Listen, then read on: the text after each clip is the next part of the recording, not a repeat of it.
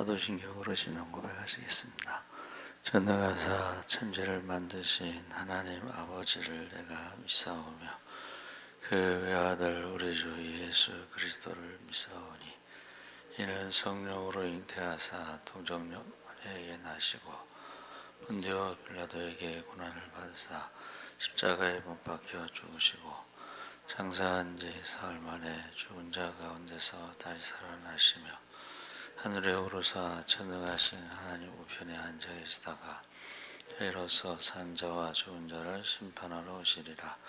성령을 믿사오며 거룩한 공예와 성도가 서로 교통하는 것과 하여 주시는 것과 몸이 다시 사는 것과 영원히 사는 것을 믿사옵나이다. 아멘.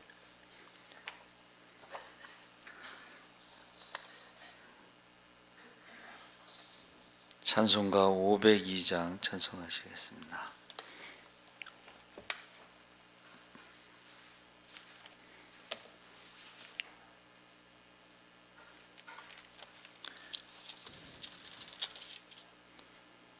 찬송가 502장 찬송하시겠습니다.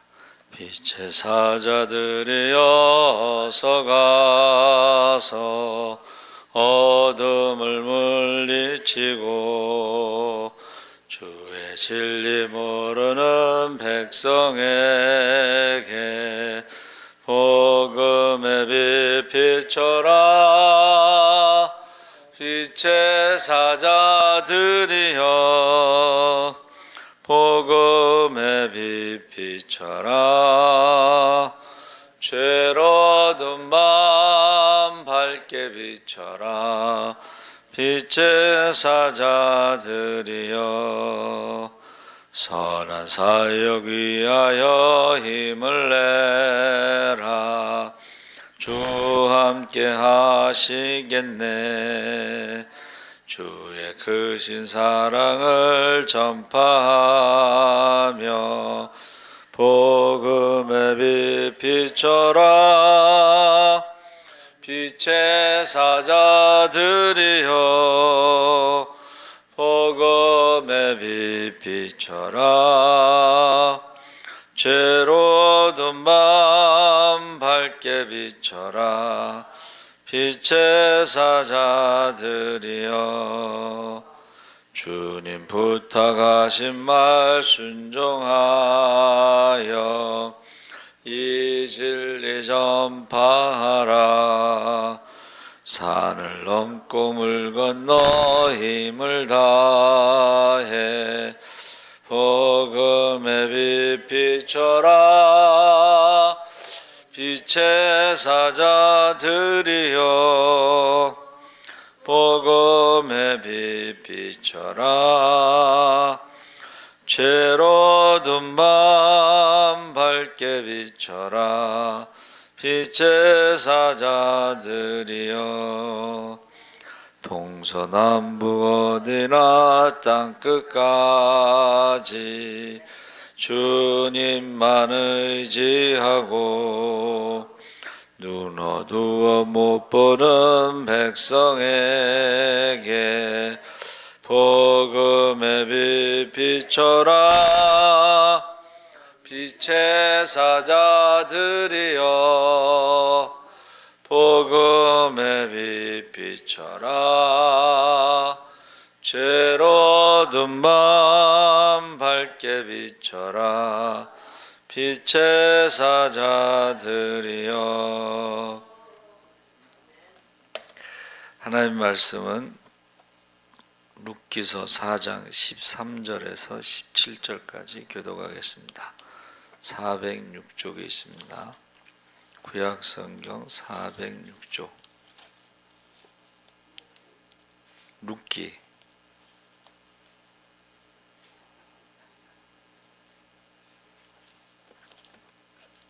룻기서 4장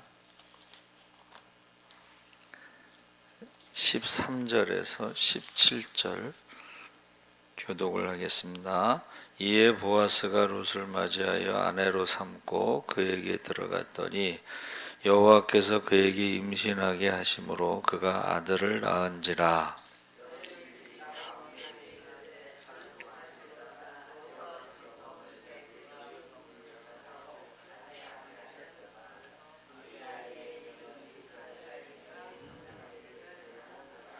이는 내 생명의 회복자이며 내 노년의 봉양자라. 곧 너를 사랑하며 일곱 아들보다 귀한 내 며느리가 낳은 자로다 하니라.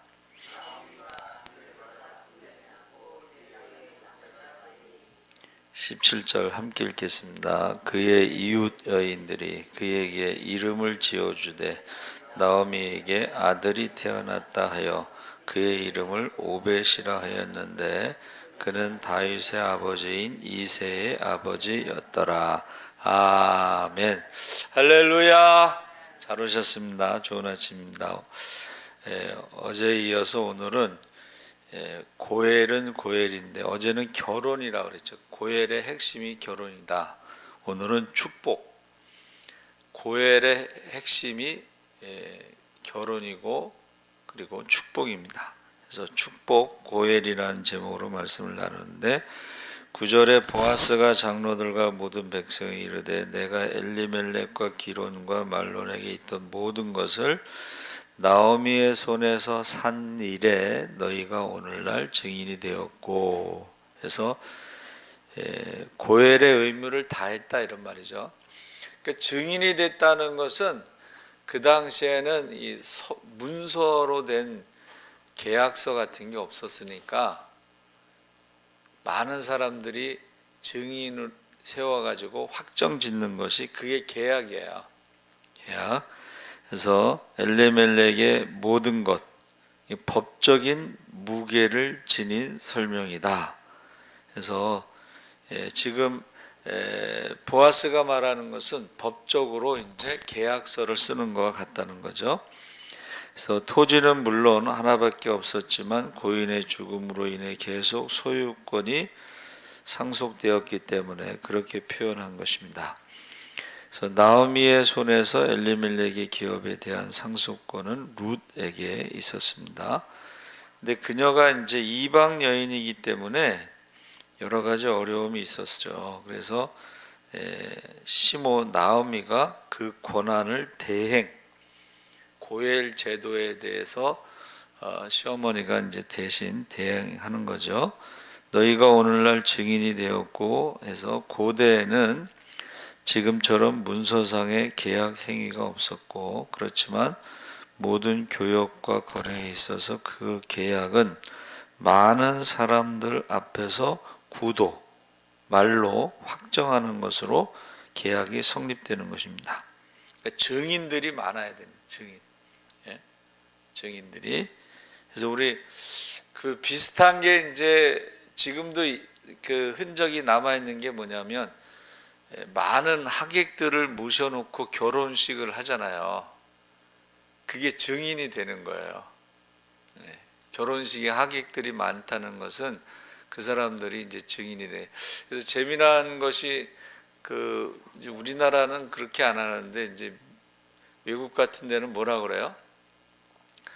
이 결혼식에 이의가 있는 사람은 지금 말씀하시고 만약에 지금 말하지 않으면 영원히 침묵을 지키십시오.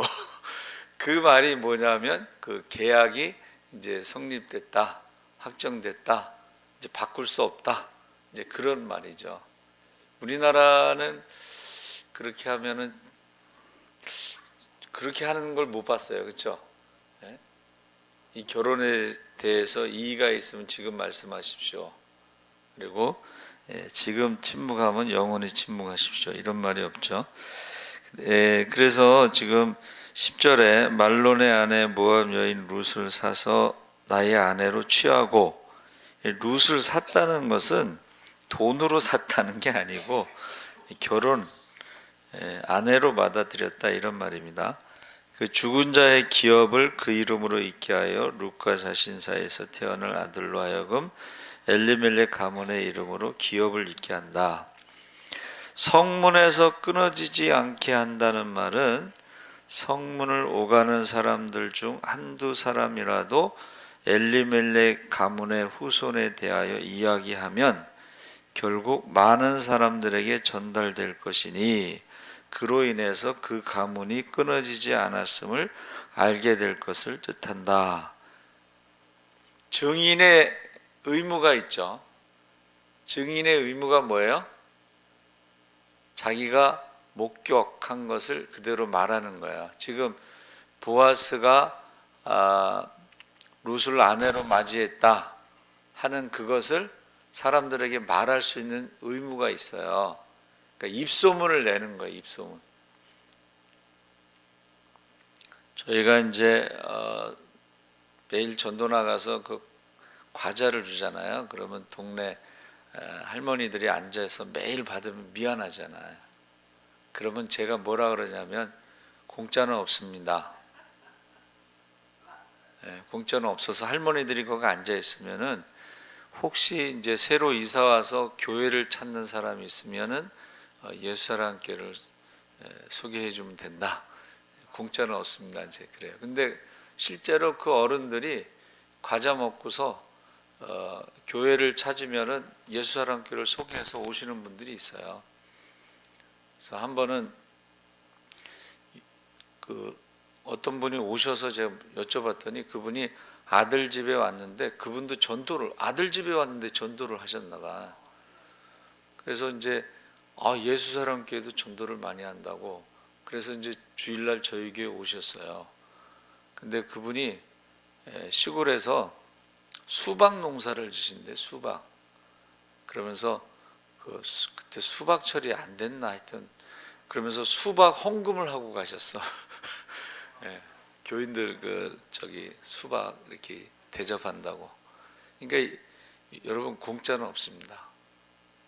기도는 공짜가 없어요. 전도는 실패가 없어요. 전도는 심는 자나 물을 주는 자나 열매를 거두는 자가 상급이 같다 그랬잖아요. 그렇죠?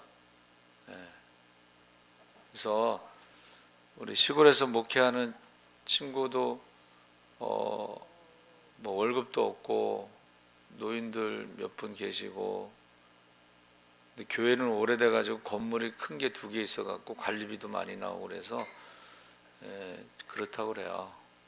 근데 그가 심은 것을 그 자녀들이 열매를 거두는 것 같아요. 자녀들이. 그래서 기도는 공짜가 없고 전도는 실패가 없다. 저는 그렇게 확신하고 있습니다. 그래서 순교자의 자손들이 축복받는 것을 볼 수가 있어요.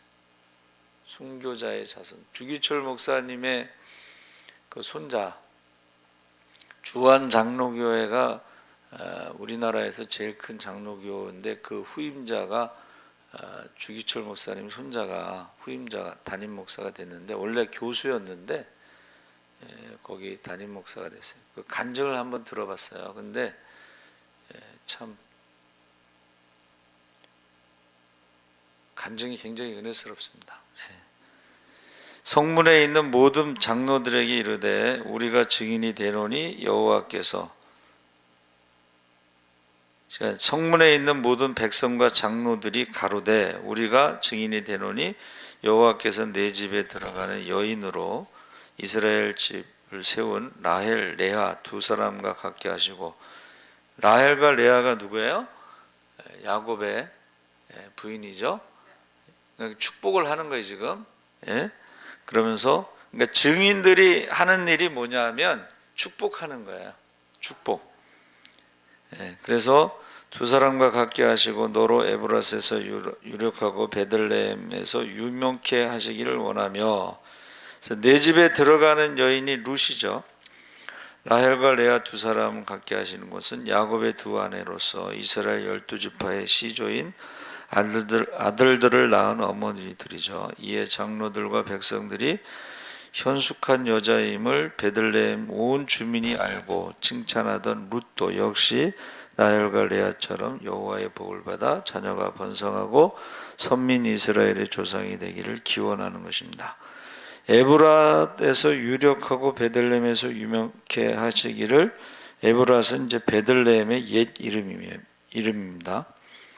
그러므로 본문은 유사한 단어의 반복 사용으로 특정 내용을 강조하는 히브리 문학의 수사법을 이용한 표현이라고 볼 수 있습니다. 그래서 유력하다는 말은 강하고 굳세게 본연의 임무를 다하다. 추측해 볼 때 보아스가 기업 물을 자로서의 의무를 가리키는 것이다. 그래서 기업 물을 자는 두 가지 조건이 있죠. 하나는 능력이 있어야 되겠죠. 그것을 기업 물을 능력. 두 번째는 자원하는 마음이 있어야 되겠죠. 자원하는 마음. 12절에 여호와께서 이 소년 여자로 내게 후사를 주사 내 집으로 다말이 유다에게 낳아준 베레스의 집과 같게 하시기를 원하노라. 이 소년 여자는 나아라에서 어리거나 젊은 여자인데, 여기서요 룻이 사실은 그 보아스는 장로라는 것은 나이가 좀 있는 사람인데, 보아스가 젊은 사람을 좋아하지 않고 그 시어머니 나오미의 말대로 나이 든 사람에게 시집을 가는 거예요, 사실은. 그렇죠? 근데 그 보아스가 그랬잖아요. 네가 젊은 사람들을 좋아하지 않고 이렇게 고엘의 순종하고 이렇게 시집 오는 것에 대해서 굉장히 축복을 하죠. 그래서 소년이라는 것은 남성이 아니고 어리다라는 뜻이고, 그래서 베레스의 집과 같게 하시기를 원한, 베레스는 다말이 계대 결혼법을 통해서 얻은 아들인데, 왜 베레스가 나왔냐면 베레스가 굉장히 축복받은 사람이에요. 그러니까 여러분 누구누구와 같이 되기를 원한다 했을 땐 그 사람이요 굉장히 그 축복받은 사람, 성공한 사람, 유명한 사람. 그러면은 그 베레스도 축복받았지만 베레스와 같은 사람이 되는 사람도 축복을 받는 것입니다. 그래서 우리가 기적의 주인공, 축복의 주인공 했을 때 우리 박인준 장로님을 계속 얘기하는데, 박인준 장로님이 몸이 어디 안 좋을 때마다 기도해서 고침받는 기적이 많이 일어났고, 또 그 아들을 선교사로 보내고 나서 하나님께서 하늘문을 열어 쌓을 곳이 없도록 부어주신다는 말씀을 우리가 축복을 경험했어요. 축복에. 연세 드셨지만 현장이 4개라서 11조를 제일 많이 하시는 그런 축복을 받았죠. 그래서 그 아들이 선교사로 가기 전과 후가 달라집니다. 13절에서 22절에 엘리멜렉의 가장 가까운 친척이었던 사람이 자신의 권리를 포기하고 보아스는 마침내 룻과 결혼해서 오벳을 낳게 되는데, 이 오벳이 다윗의 조부다. 그래서 이 계보에 대해서 지금 말하고 있는 것입니다. 그래서 저기서 우리가 읽은 말씀에 그 여인들이 나오미를 축복할 때에 그 아이의 이름을 지어줬죠. 그러니까 우리가요, 거기서 있는 그 증인들이 축복을 한 거예요. 장로들과 백성들이 축복하고 여인들이 축복하고, 그러니까 고엘에 있어서 많은 증인들이 축복의 말을 하는 거죠. 근데 이 축복이라고 하는 것은 하나님이 너에게, 그러니까 하나님의 축복을 그 증인들이 기도를 해주는 거예요. 중보기도 해주는 거예요. 그래서 우리 증인의 의무는 입소문을 내가지고 그 사실을 알리는 거고, 두 번째는 축복을 해주는 거예요. 그래서 우리 결혼식에 참석한 사람들 꼭 그 신혼 부부를 위해서 축복을 하라고 그렇게 제가 그렇게 결혼식 때 그 얘기를 해요. 여기 참석하신 분들은 이 새 가족을 위해서 축복을 해야 됩니다. 기도를 해야 됩니다. 그렇게 말합니다. 그래서 여인들이 나오미에게 이르되 찬송할지로다. 여호와께서 오늘날 내게 기업 물을 자가 없게 아니하셨도다. 이 아이의 이름이 이스라엘 중에 유명하게 되기를 원하노라 하고, 이 찬송이라는 것은 이제 무릎을 꿇다 이런 말인데, 하나님 앞에 그 자세를 말하는 거예요. 자세. 무릎을 꿇는다는 것은 상대방을 높이는 것이, 자기가 낮아지니까, 그렇죠? 그래서 하나님을 높이는 것이 바로 찬송인데, 15절에 이는 내 생명의 회복자며 내 노년의 봉양자라. 곧 너를 사랑하며 일곱 아들보다 귀한 자부가 낳은 자로다. 그래서 생명의 회복자라는 것은 대를 이어갈 자가 없어서 죽은 것과 마찬가지였던 나오미의 가정이 룻이 낳은 그 아이로 인해서 다시 회복됐다. 대를 잇게 됐다. 노년의 봉양자는 노후 생활을 돌봐줄 손자가 생겼다. 일곱 아들보다 귀한 자부는 룻이 시므를 잘 공경하는 헌신적인 순종의 사실에 근거해서 결국 지극한 효성이 열매를 맺게 됐다. 칭찬하는 거죠. 그러니까 내 부모를 공경하라. 땅에서 잘되고 장수하리라. 그것을 지금 말하는 것입니다.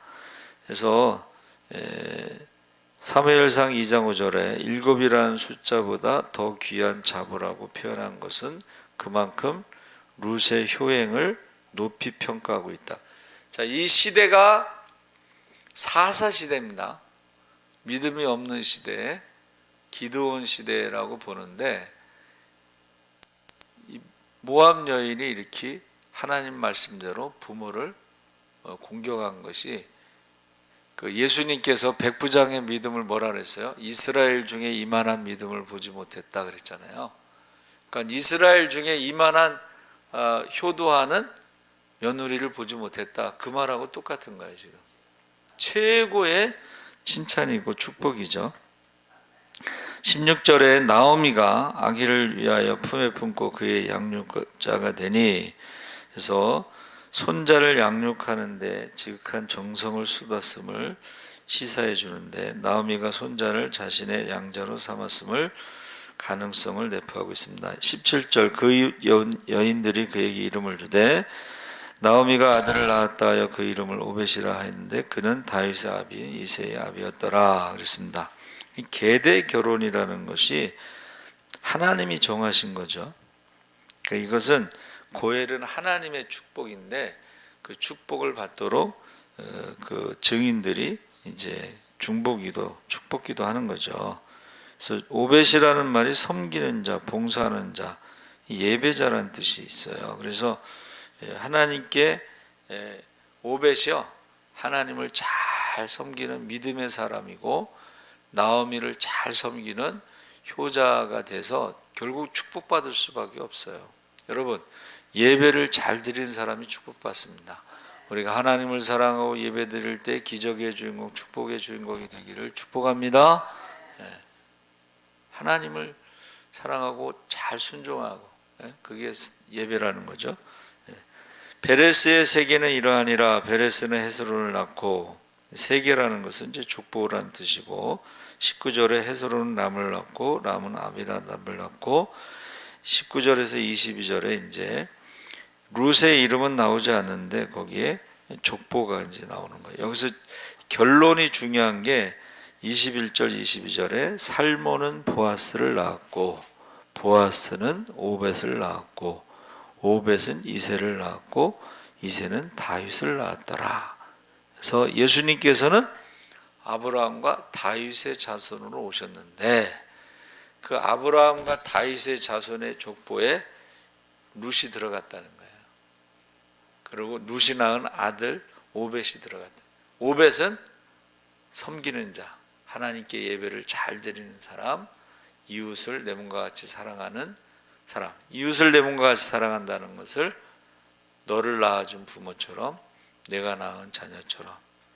그러니까 오벳이라는 이름은 하나님을 사랑하고 이웃을 사랑하면서 축복받을 수밖에 없는 이름을 여인들이 져준 거예요. 그러니까 이웃들이, 증인들이 축복해야, 증인들, 그 성문 앞에서 보았던 증인들이 축복하는 거예요. 그래서 저와 여러분이